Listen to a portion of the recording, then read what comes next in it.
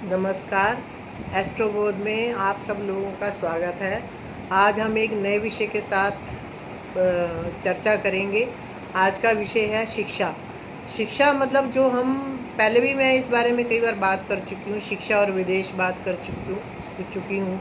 शिक्षा हमें कौन से ग्रह होते हैं, लेकिन आज हम एक चार्ट के ज़रिए आपको बताएंगे कि बच्चे की शिक्षा कैसे देखी जाती है। वो है D24।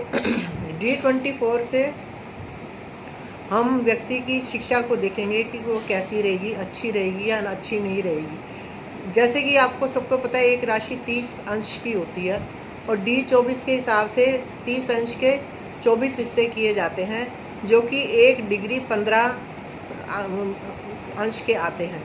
और अगर अब हम ग्रहों को कैसे बिठाते हैं, ग्रहों के भोगांशों के हिसाब से हम देखते हैं कि अगर ग्रह विषम राशि में है तो उसकी गणना सिंह राशि से होगी, और अगर कोई ग्रह सम राशि में है तो उसकी गणना मून राशि से होगी। तो ये तो हमें मतलब D24 बनाने का हमें आइडिया मिला कि हम D24 बनाएंगे कैसे। लेकिन अब देखेंगे कैसे। आपको पता है कि आजकल पेरेंट्स की सबसे बड़ी चिंता का कारण यही होता है कि उसकी बच्चे की शिक्षा कैसी होगी, अच्छी होगी कि नहीं। सभी ज्योतिषियों से यही क्वेश्चन पूछते हैं कि उनकी शिक्षा कैसे होगी।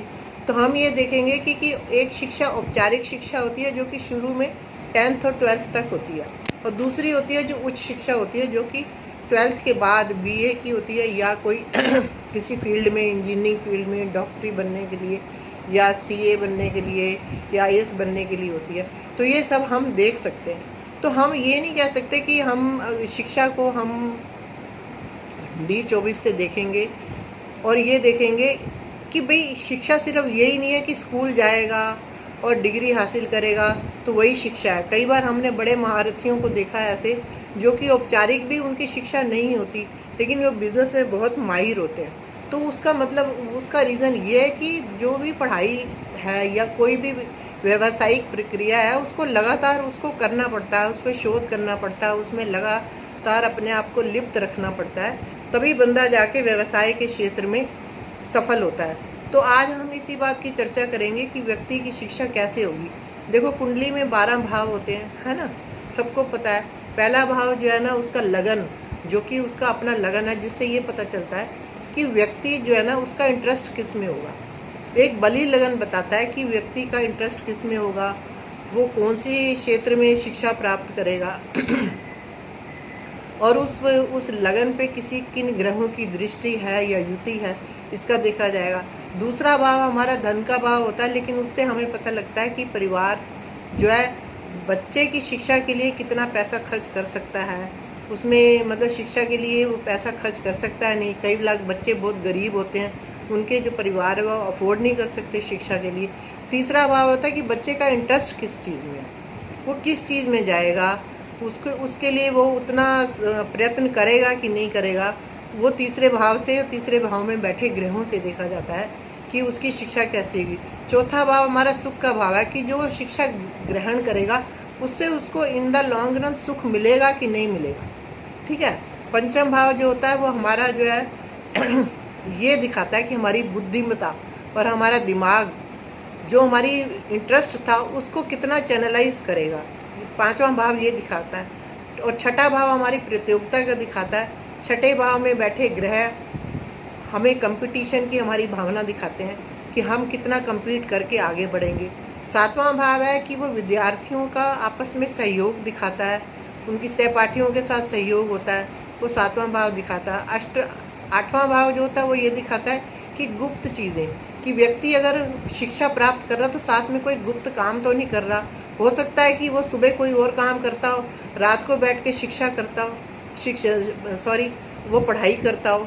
नवम भाव ये है कि उस व्यक्ति की गुरुओं के प्रति कैसी दृष्टि है, गुरुओं के प्रति उसका कितना आदर है, उसका शिक्षा प्राप्त करने के लिए वो कितना रत रहता है। ठीक है।